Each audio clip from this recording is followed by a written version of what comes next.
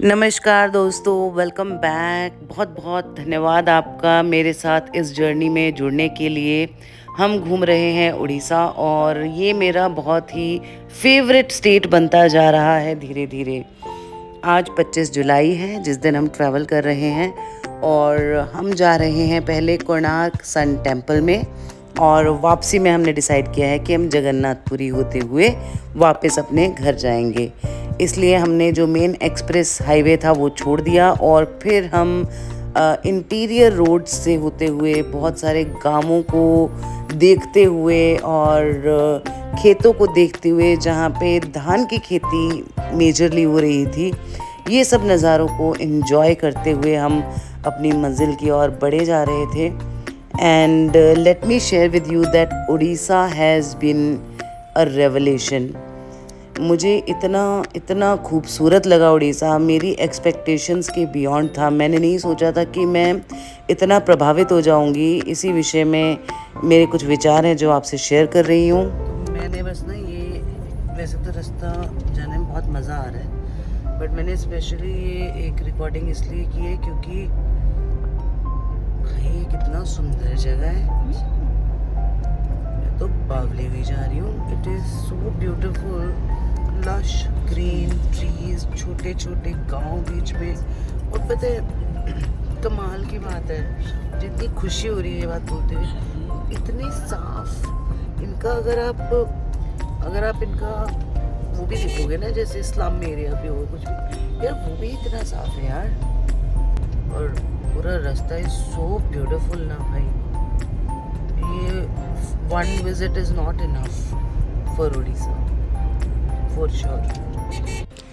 तो जी 1 hour 45 minutes की जर्नी करके पुरद्वार से एंटर होके हम पहुंच गए Konark sun temple. And this is the first time I am laying my eyes on Konark sun temple and it is beautiful. We are walking towards the temple through this huge corridor. मैं इतनी ज़्यादा excited हूँ ना यहाँ, मैंने इसके बारे में इतना देखा सुना पढ़ा है ना। So this is not just a temple for spirituality, this is also temple of विज्ञान, साइंस का मंदिर है भाई ये। क्योंकि ऐसे ऐसे आर्किटेक्चरल मार्वल्स हैं इसके अंदर, ऐसी ऐसी चीज़ें हैं जब आप सोचोगे ना कि यार 700 साल पहले इन्होंने किया कैसे, ये सोचा कैसे, है ना।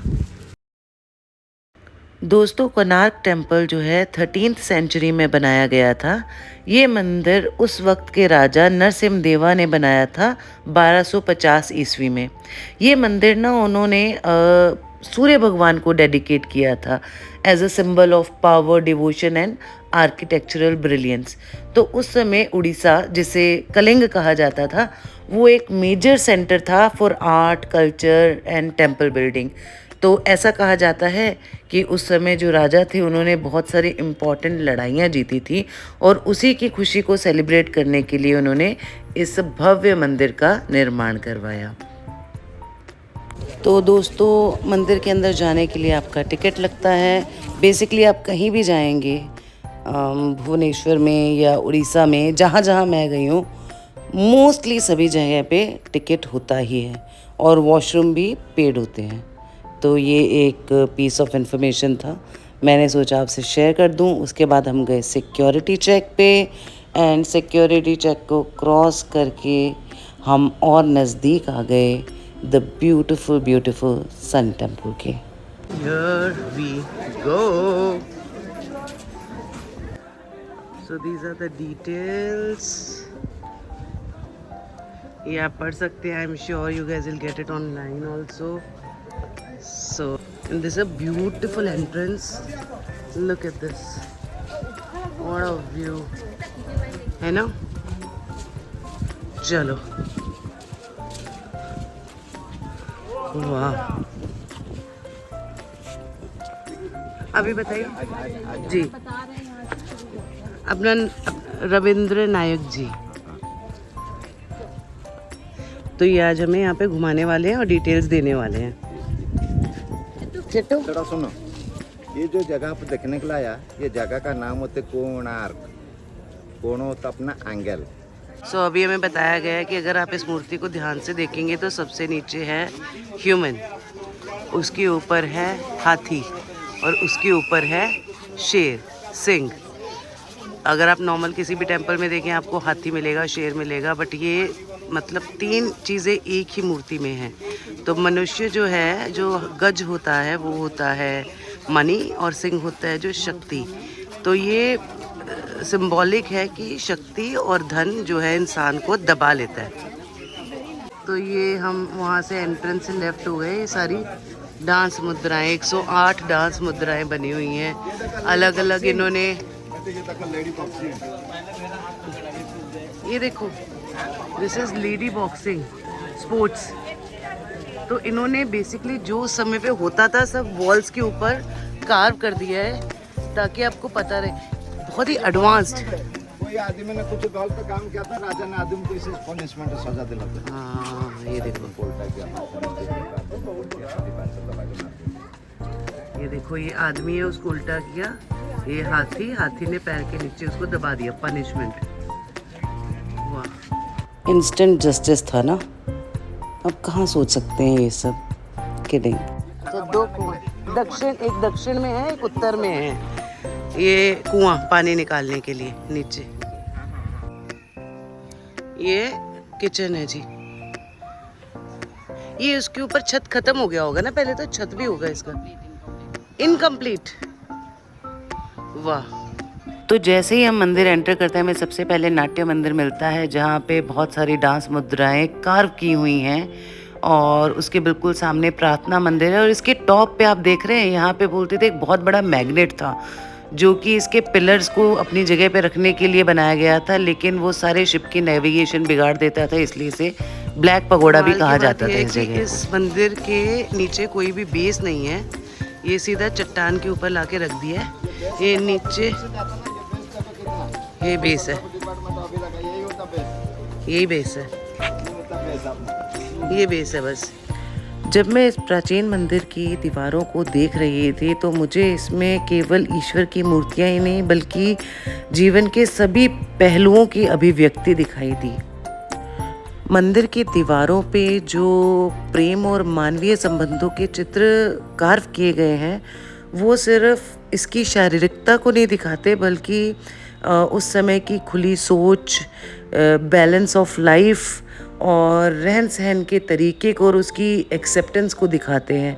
ऐसा लगता है कि उस समय लोग कितने एडवांस्ड थे कि इतने खुलेपन से उन्होंने ये सारे चित्र जो हैं मंदिर की दीवारों पे कार्व किए। This is the life circle. Her circle कुछ कुछ रिप्रेजेंट करता है। ये अंगड़ाई लिया, ये फ्रेशन अप हुए, ये घोड़े पे घूमने गए, ये इन्होंने रूप श्रृंगार किया।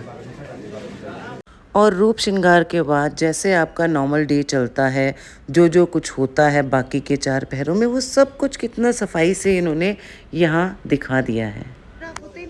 अब जूम करो देखेगा, इधर है ना बेटा, थोड़ा ये देखो ना, जिराफ है ना बेटा जी, जिराफ है। अफ्रीका राजा ने गिफ्ट किया था। हाँ, ये 10 रुपीज नोट में ये वाला चक्र है, ये होता है 6 नंबर चक्र। ये चक्का के अंदर बेटा अपना सरस्वती माता का मूर्ति है, देखो बिना लेके बैठे ऊपर में जी। देखिए कितनी इंटरेस्टिंग बात पता चली कि ये सर्कल 10 रुपये नोट पे भी है। बाकी नोट मैंने चेक नहीं किए बट 10 रुपये नोट पे तो डेफिनेटली है।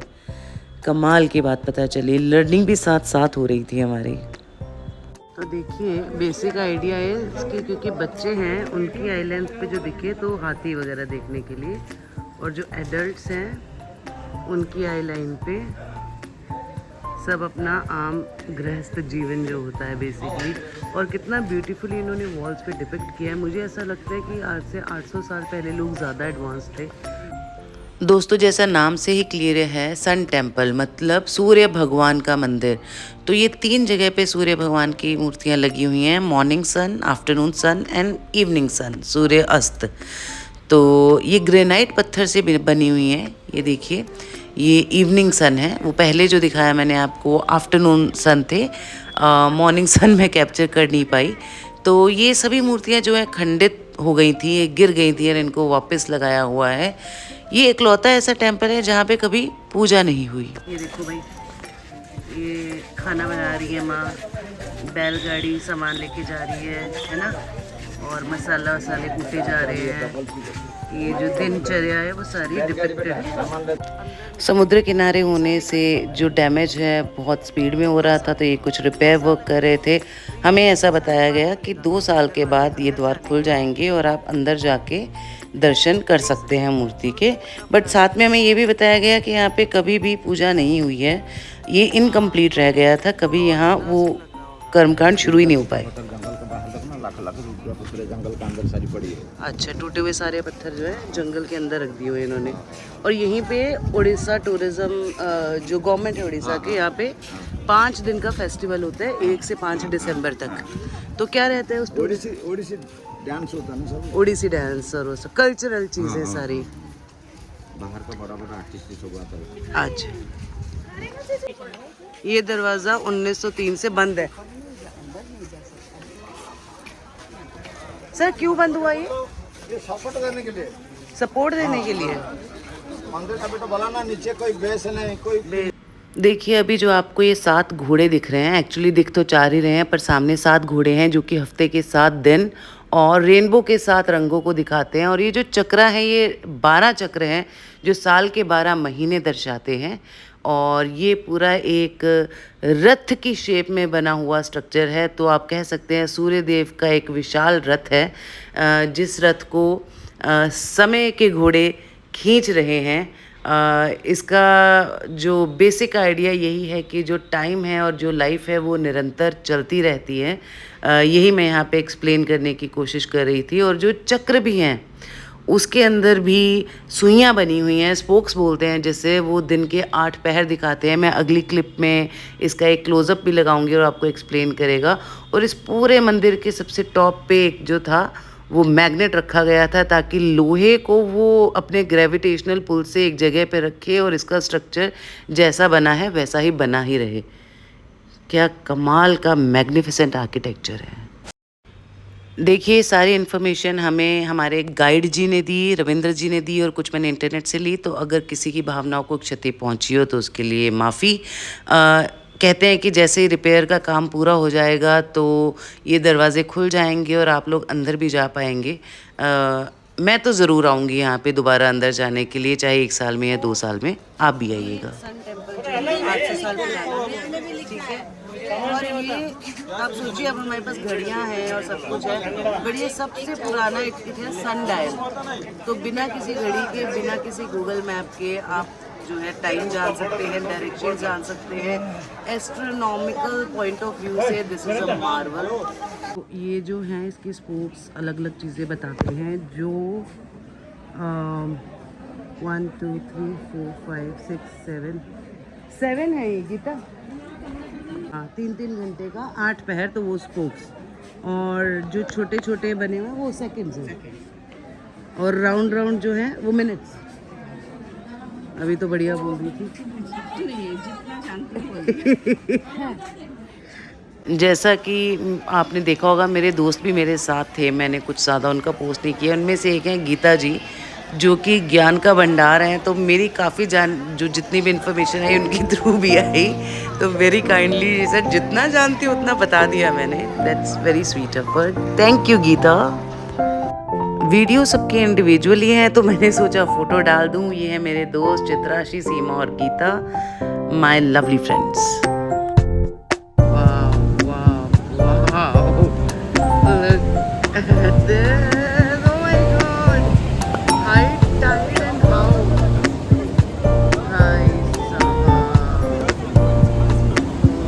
तो जी मंदिर से निकल के हम सीधा पहुंच गए चंद्रभागा बीच पर। हाई टाइड थी और क्या बड़ी बड़ी लहरें उठ रही थी, इतना सुंदर लग रहा था। मेरा तो मन कर रहा था कि मैं ना अंदर चली जाऊं पानी के, पर क्योंकि हमें एक और मंदिर में जाना है तो मैंने प्लान कैंसिल। अरे भाई साहब ज़रा पीछे आ जाइए।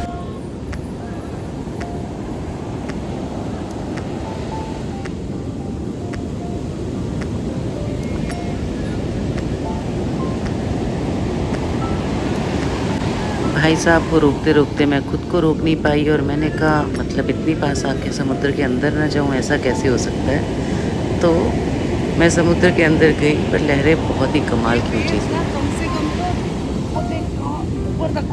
कितनी ऊँची।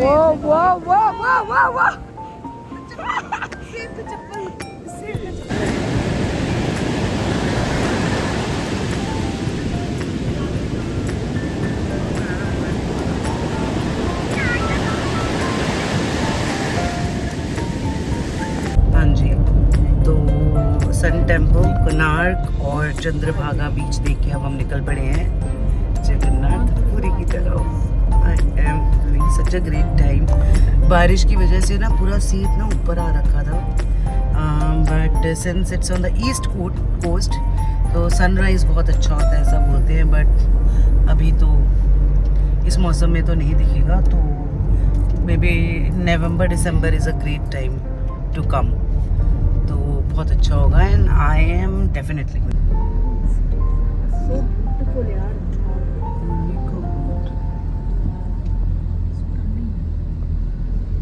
रेडी हो गए हैं हम दर्शन करने के लिए। जय जगन्नाथ, जय जगन्नाथ।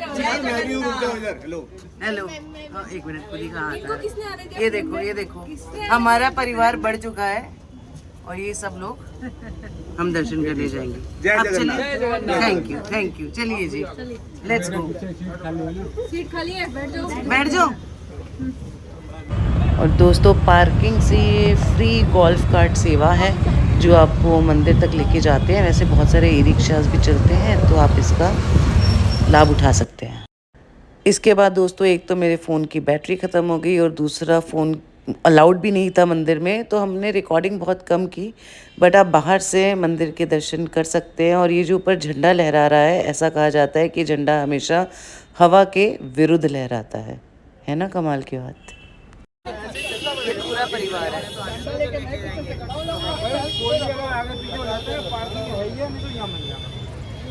आगे पीछे नहीं, वो आपको ऐसे ही लेके जाएंगे, आगे होगा। ये कुछ तो प्रोसेशन आई थिंक ये किसी का प्राइवेट।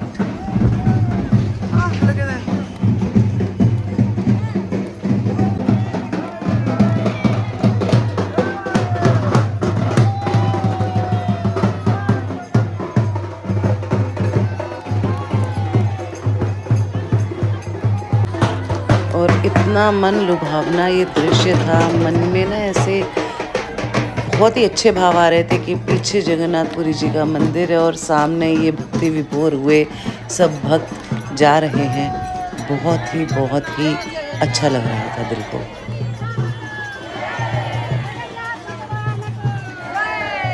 मोबाइल लिया हमसे मांग, इतनी ही व्लॉगिंग हो सकती थी। अब अंदर हम जा रहे हैं दर्शन करने और आपको बताएंगे कैसा रहा। ठीक है, बाहर की फोटोज आपको हमने दिखा दी है ना। हाँ जी, तो दर्शन हमने कर लिए, बहुत अच्छे दर्शन हो गए। लकीली हमारे साथ कुछ लोग थे जो हमारे इवेंट ऑर्गेनाइजर हैं, उन्होंने हमारे लिए दर्शन अरेंज किए हुए थे, तो हमें बहुत ज़्यादा टाइम नहीं लगा। सबसे पहले घुसते ही जहाँ से हम एंटर किए वहाँ पे बहुत सारे बैट्स थे। I am just keeping it for my memory also, क्योंकि बिना हमें कितनी आदत ही नहीं है ना बिना फ़ोन के बिना कैमरा के जाने की, तो we don't try to remember anything, but luckily I got sharp brains. तो बैट्स देख के सबसे पहले बहुत सारे एंट्री की, फिर वहाँ से काफ़ी आगे से उन्हें हमें लाइन में गया, बट एक पैच ऐसा था जहाँ पे बहुत भीड़ थी तो उसी के थ्रू जाना था। तो दर्शन हुए, अच्छे से हुए, बट वही है कि बस आप देख पाते हो, और इतनी भीड़ और इतना कुछ था कि मैं तो कुछ विश कर नहीं पाई। वैसे मैं यूजुअली मंदिर में जाके ऐसा कुछ विश करती भी नहीं हूँ, मुझे ऐसा लगता है कि ओह नो, इसके बाद मेरे फ़ोन की बैटरी बिल्कुल ख़त्म हो गई और मेरे पास उसे चार्ज करने की कोई व्यवस्था नहीं थी अनफॉर्चुनेटली। तो यहीं पे ये दिन जो आके मेरे लिए डिजिटल टर्म्स में ख़त्म हो गया, बट इसके बाद भी हम लोगों ने बहुत इन्जॉय किया। हम बहुत ही कमाल का लंच करने गए, ठुड्डी तक हमने भर के खाना खाया। उसके बाद हम गोल्डन बीच गए, बहुत ही खूबसूरत बीच है। मैं वहाँ पे खूब नहाई और मैं ना यहाँ पे दोबारा नवंबर दिसंबर में डेफिनेटली आने वाली हूँ और सभी बीचेस पे मैं सनराइज़ देखने वाली हूँ। और बहुत सारी अधूरी चीज़ें हैं जो अगली ट्रिप में मैं पूरा करूँगी। माफ़ी चाहूँगी कि इसके आगे क्या हुआ मैं आपको नहीं दिखा पाऊँगी, बट यही एक समरी है मोटी मोटी, और कुछ चीज़ें जो है सिर्फ एक्सपीरियंस के लिए भी करनी चाहिए। So thank you for watching.